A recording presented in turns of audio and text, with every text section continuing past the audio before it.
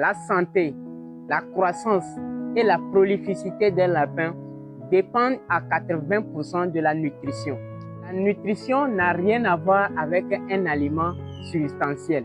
La nutrition est dépendante de la qualité de l'aliment, du QGM, des fréquences de service pour favoriser les métabolismes nécessaires pour l'animal.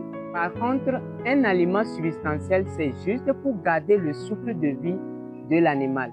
Il est dépourvu des éléments nutritifs capables de déclencher les métabolismes de croissance et de reproduction. Il y a ces questions-là qui reviennent à chaque fois. Est-ce que les lapins mangent les épluchures de manioc? Est-ce qu'ils mangent les résidus de cuisine? Étant donné qu'ils mangent ces choses et ils ne meurent pas, je dirais oui. Mais est-ce que ces choses peuvent favoriser leur croissance en un temps record? À un certain niveau de la cuniculture, voici les inconvénients que vous courez après si vous donnez du n'importe quoi à vos lapins. D'abord, vous aurez les difficultés des saillies. Vos lapins ne seront peut-être pas en chaleur, ou soit elles sont en chaleur, mais vous ne pourrez pas les croiser parce que leurs hormones ne sont pas vraiment actives. Ils n'ont pas assez d'éléments qui peuvent les déclencher.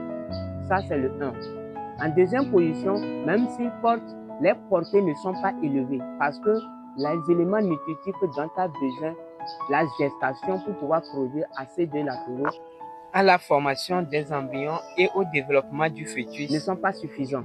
Là, ils vont vous produire peu de latéraux. Et en troisième position, ça c'est en phase d'allaitement.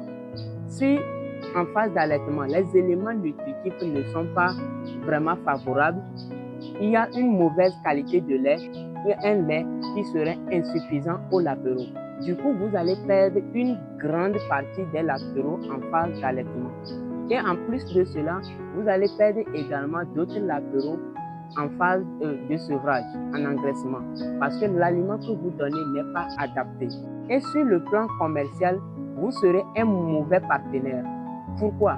Parce que dans un premier temps, vous ne pouvez pas croiser beaucoup de lapines au même moment pour faire la synchronisation et récolter assez de latéraux en un temps record. Vous allez perdre près de la moitié de peu que vous avez en phase d'allaitement et en phase d'engraissement. En troisième point, vos croissances seraient lentes et vous ne pourrez pas obtenir le poids nécessaire au temps convenu. Et c'est ainsi que vous ratez ce marché dû à une mauvaise organisation. Après avoir semé toute cette zizanie, c'est de crier à gauche et à droite qu'il n'y a pas le marché dans les lapins. Maintenant, ma question, qui peut te donner un marché dont tu es incapable de satisfaire?